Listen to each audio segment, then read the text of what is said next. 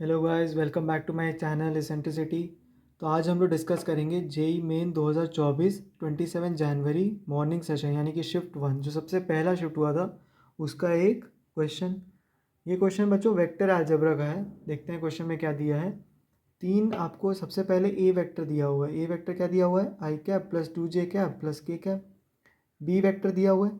B vector की value ऐसे दी हुई है, 3 बाहर है और मतलब 3 बाहर इन द सेंस 3 सबसे मल्टीप्लाई होगा। ये क्या है? 3 आई कैप माइनस 3 जे कैप प्लस 3 के कैप। और एक सी वेक्टर है। सी वेक्टर ऐसा है सच दैट सी वेक्टर के बारे में दो इन्फॉर्मेशन दे दी है इनने। एक क्या इन्फॉर्मेशन है बच्चों? ए vector cross C vector B vector होगा, ऐसा है वो सी वेक्टर, है ना, ऐसा है वो सी वेक्टर। और एक क्या है? A vector dot C vector क्या है? 3। ठीक है। अब उनने पूछा इसकी वैल्यू क्या होगी। ठीक है, इस इंफॉर्मेशन के बेसिस में इसकी वैल्यू क्या होने वाली है इस एक्सप्रेशन की। ठीक है, सबसे पहले हम लोग एक्सप्रेशन देखते हैं कि क्या दिया हुआ है बच्चों। एक्सप्रेशन दिया हुआ है A vector dot C vector cross B vector और माइनस क्या है बच्चों? Minus B vector minus C vector.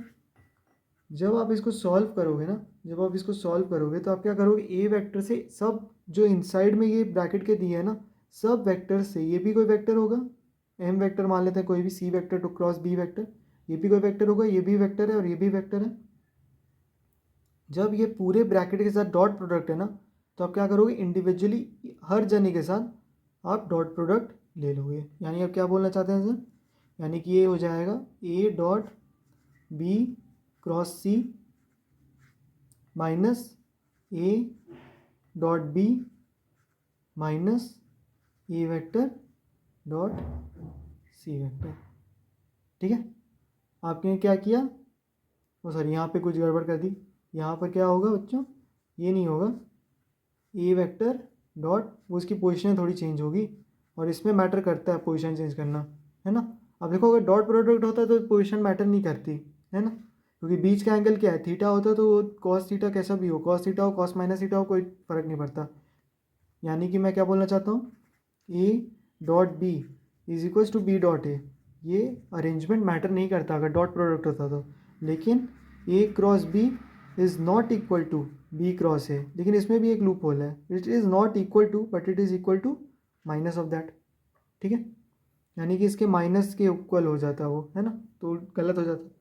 तो ऐसे करके हम लोग इंडिविजुअली ए के साथ डॉट करा दिए तीनों का। अब आप मेरे को बताओ, ए डॉट सी हमें पता है क्या? वो तो दिया ही हुआ है सर, 3। मैं बोल सकता हूँ ए डॉट बी अभी निकाल लेंगे हम लोग।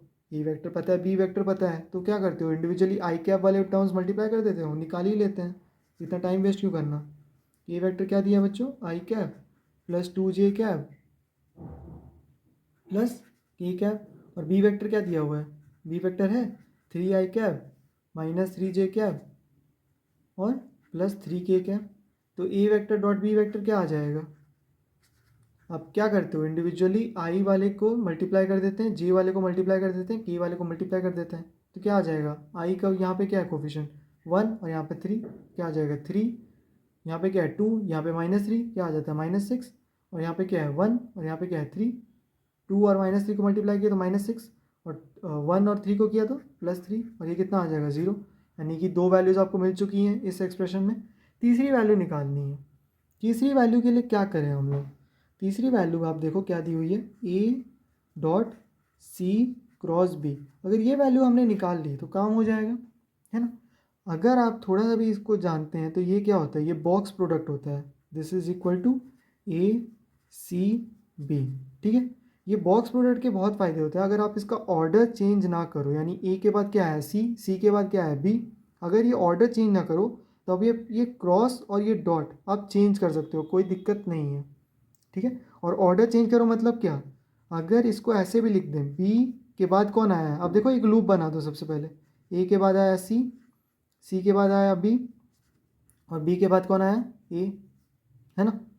आप एक लूप बना दो, बी के बाद एक्चुअली ए दिख नहीं रहा है लेकिन एक लूप बना दो। मैं बोल सकता हूँ ये किसके इक्वल होगा? बी के बाद कौन आया? ए के बाद कौन आया? सी।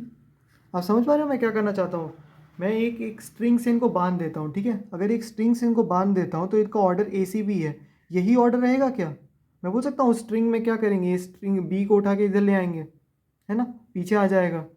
तो ये ऑर्डर अगर सेम रहता है तो ये वैल्यू सेम रहती है और ये आप डॉट और क्रॉस को चेंज कर सकते हैं, कोई दिक्कत नहीं आती। और ये किसके इक्वल होगा, और किसी के एक इक्वल होगा, किसके इक्वल होगा, सबसे पहले सी आ जाए, सी के बाद किसको आना चाहिए, बी को, और बी के बाद ए को। अगर ये ऑर्डर रहा तो वैल्यू चेंज नहीं होगी, और डॉट और क्रॉस आप कैसे भी ऑर्डर में ले सकते हो। और ये वैल्यू इक्वल टू तो नहीं होगी, लेकिन अगर ऑर्डर आपने चेंज कर दिया, ऑर्डर चेंज का मतलब क्या है, अगर ये ए बी सी है, आप देखो इसमें ऑर्डर चेंज हो चुका है। ऑर्डर कैसे चेंज हो गया सर, ए के बाद सी आना था, यहाँ पर क्या आ गया, ए के बाद बी आ गया, बी के बाद क्या आना था ए, यहाँ पे क्या आ गया, बी के बाद सी, सी के बाद क्या आना था बी, सी के बाद ए आ गया।